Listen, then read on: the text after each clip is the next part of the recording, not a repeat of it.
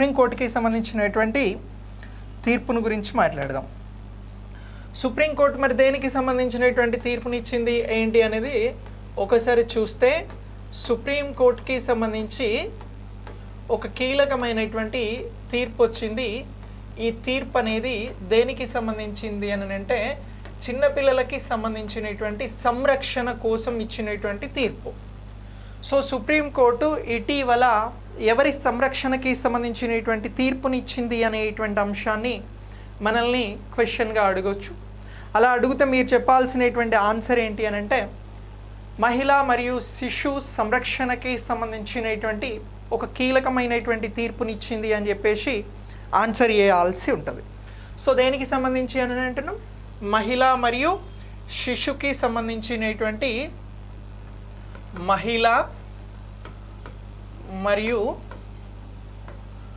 శిశు సంరక్షణకి సంబంధించినటువంటి సంరక్షణ తీర్పు అనేది కీలకంగా వ్యవహరించడం జరిగింది. మరి మహిళలకు చిన్నపిల్లలకి సంబంధించిన సంరక్షణ తీర్పు ఇదే మొదటిసారి అని అంటే ఎస్, ముఖ్యంగా ఎవరైతే ప్రభుత్వ రంగ సంస్థలలో పనిచేస్తున్నటువంటి మహిళలు ఉన్నారో అందులో వివిధ వ్యాధులతో బాధపడుతున్నటువంటి వారు ఉన్నారు. అంటే ప్రత్యేకమైనటువంటి మానసిక లేదా శారీరక రుగ్మతులతో వ్యాధులతో బాధపడుతున్నటువంటి వారు ఉన్నారు. వారికి సంబంధించి స్పెషల్ లీవ్స్ అనేవి ప్రొవైడ్ చేయాలి అని చెప్పేసి ఒక పిటిషనర్ రాష్ట్రంలో ఉన్నటువంటి ప్రభుత్వాన్ని ఆశ్రయించడం జరిగింది. అలా ఆశ్రయిస్తే ఈ రాష్ట్ర ప్రభుత్వం దానికి సంబంధించినటువంటి లీవ్స్ని లేదా ప్రసూతి లేదా ప్రత్యేకమైనటువంటి రుగ్మతులకి సంబంధించినటువంటి సెలవుల్ని ఇచ్చే విషయంలో తిరస్కరించడం జరిగింది. తిరస్కరించడంతో పిటిషనర్ ఎక్కడికి వెళ్ళారు అని అంటే హైకోర్టుకి వెళ్ళడం జరిగింది. సో ఇలా పిటిషనర్ హైకోర్టుకి వెళ్తే హైకోర్టు ఏం చేసినది అని అంటే సో దీనికి సంబంధించి పిటిషనర్కి అనుకూలంగా తీర్పు అనేది వెలువరించాలి. సో దీంతో పిటిషనర్ మళ్ళీ ఏం చేశారు అని అంటే 1972 రూల్ 43C సంబంధించి దేనికి సంబంధించి అని అంటున్నాం 1972 రూల్ 43C సంబంధించి ఏం చేశారు అని అంటే సో సెంట్రల్ సర్వీసెస్ రూల్స్కి సంబంధించి ఇవి దేనికి సంబంధించి అని అంటున్నాం సెంట్రల్ సర్వీసెస్ రూల్కి సంబంధించి సెంట్రల్ సర్వీస్ రూల్కి సంబంధించి సుప్రీంకోర్టుని ఆశ్రయించడం జరిగింది. ఎవరిని ఆశ్రయించారు అని అంటున్నాం సుప్రీంకోర్టుని ఆశ్రయించారు.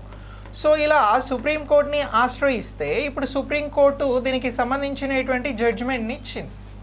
జడ్జిమెంట్ని ఇచ్చేటప్పుడు ఏమని మెన్షన్ చేసింది అని అంటే 2016లో వచ్చినటువంటి వికలాంగుల చట్టం అనేది ఒకటి రావడం జరిగింది. ఎప్పుడు అని అంటున్నాం 2016లో వికలాంగులకి సంబంధించినటువంటి చట్టం అనేది వచ్చింది.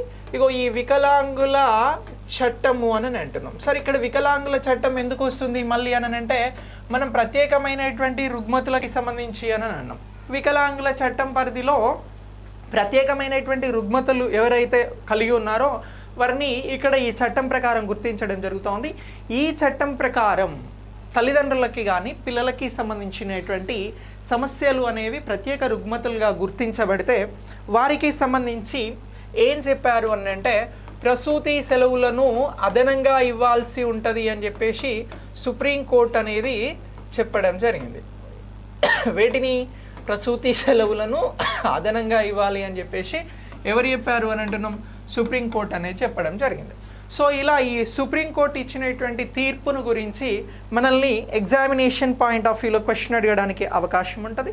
అలా క్వశ్చన్ అడిగితే మీరు ఇటీవల దేనికి సంబంధించి అని అంటే ప్రసూతికి సంబంధించినటువంటి సెలవులను అడిషనల్గా అందించాలి అని చెప్పేసి సుప్రీంకోర్టు అనేది ఒక కీలకమైనటువంటి తీర్పునిచ్చింది అనేటువంటి అంశాన్ని గుర్తుంచుకోండి. అయితే సుప్రీంకోర్టు తీర్పునిస్తూ రాజ్యాంగంలో పొందుపరిచినటువంటి అంశాలను కూడా ప్రత్యేకంగా ప్రస్తావించడం జరిగింది. ఏ అంశాలను గురించి ప్రస్తావించారు ఈ తీర్పు సందర్భంగా అనేటువంటి అంశాన్ని మనల్ని మళ్ళీ ఎగ్జామినేషన్ పాయింట్ ఆఫ్ వ్యూలో అడగడానికి అవకాశం ఉంటుంది. అలా అడిగితే శ్రామిక శక్తిలో మహిళల పాత్ర అనేది కీలకంగా ఉన్నప్పుడు ఆ మహిళలకి సంబంధించినటువంటి అన్ని అంశాలను ప్రాపర్గా చూసుకోగలిగితే దేశాభివృద్ధిలో కీలకంగా మహిళా శక్తి అనేది మారుతుంది. సో ఇలా మరి రాజ్యాంగం మహిళలకు అందిస్తున్నటువంటి ఏ అంశాల పట్ల ప్రస్తావించడం జరిగింది ప్రత్యేకంగా అనేటువంటి అంశాలు వస్తే ఆర్టికల్ 15 సబ్ క్లాస్ 1 గురించి చెప్పడం జరిగింది. మతం, జాతి, కులం, లింగం, జన్మస్థలం వీటి ఆధారంగా ఏ పౌరుడినైనా విచక్షణ, ఏ పౌరుడిపైన విచక్షణ చూపెట్టరాదు అనేటువంటి అంశాన్ని ఈ తీర్పులో కీలకంగా వ్యవహరించడం జరిగింది అని అంటున్నాం. ఏది అని అంటే ఆర్టికల్ 15 సబ్ క్లాస్ 1. సో ఇది ఏం చెప్తా ఉంది, ఏ పౌరుల పైన కూడా విచక్షణ అనేది వివక్ష అనేది వివక్ష అనేది చూపెట్టకూడదు అనేటువంటి అంశాన్ని మెన్షన్ చేయడం జరుగుతూ ఉంది. ఇక నెక్స్ట్ దీనిని తర్వాత ఆర్టికల్ 15 సబ్ క్లాస్ 3 గురించి కూడా ఇక్కడ ప్రత్యేకంగా చెప్పడం జరిగింది. ఇగో ఈ ఆర్టికల్ 15 సబ్ క్లాస్ 3 అనేది మరింత ఇంపార్టెంట్. ఏది అని అంటున్నాం, ఆర్టికల్ 15 సబ్ క్లాస్ 3 అనేది పనిచేసే చోట ప్రభుత్వ కార్యాలయాలలో మహిళలకి సంబంధించి ప్రసూతి మహిళలు ఎవరైతే ఉన్నారో ఇగో వీరికి ప్రసూతి మహిళలకి ప్రత్యేకమైనటువంటి ఏర్పాట్లను గురించి చెప్తా ఉంది. ఏమని అంటుంది, ప్రత్యేక ఏర్పాట్లు, ప్రసూతి మహిళలకి ప్రత్యేక ఏర్పాట్లను గురించి చెప్తా ఉన్నది ఏంటి అని అంటే ఇక్కడ ఆర్టికల్ సబ్ క్లాస్ 3 అని అంటున్నాం. సో ఇలా రాజ్యాంగంలో ఉన్నటువంటి అంశాలను ఇక్కడ మెన్షన్ చేయడం జరిగింది. ఇక నెక్స్ట్ ఆర్టికల్ 16(1) గురించి కూడా మెన్షన్ చేయడం జరిగింది.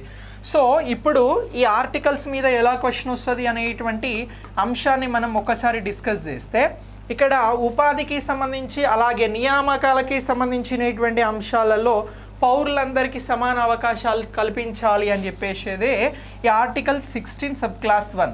పౌరులందరికీ సమాన అవకాశం, ఎక్కడ ఉపాధిలో పౌరులందరికీ సమాన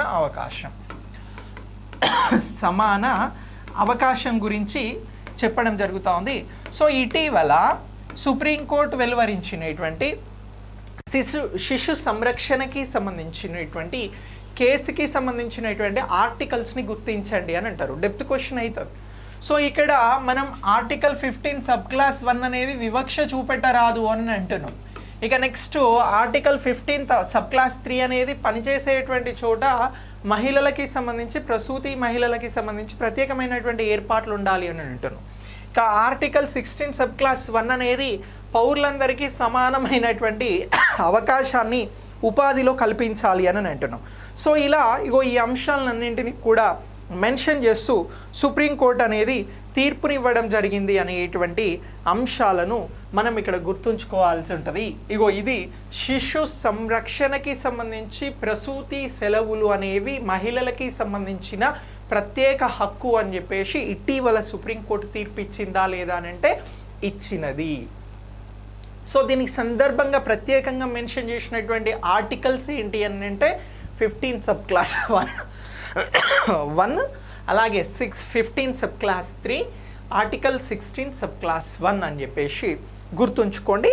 ఇలా ఈ పాయింట్ ఆఫ్ వ్యూలో ఎగ్జామినేషన్ పాయింట్ ఆఫ్ వ్యూలో మనల్ని క్వశ్చన్స్ అడగడానికి అవకాశం ఉంటుంది. ఇలాంటి క్వశ్చన్స్ వస్తే మీరు సులువుగా ఈజీగా ఆన్సర్ అనేది చేయండి. రైట్. ఇక నెక్స్ట్ దీని తర్వాత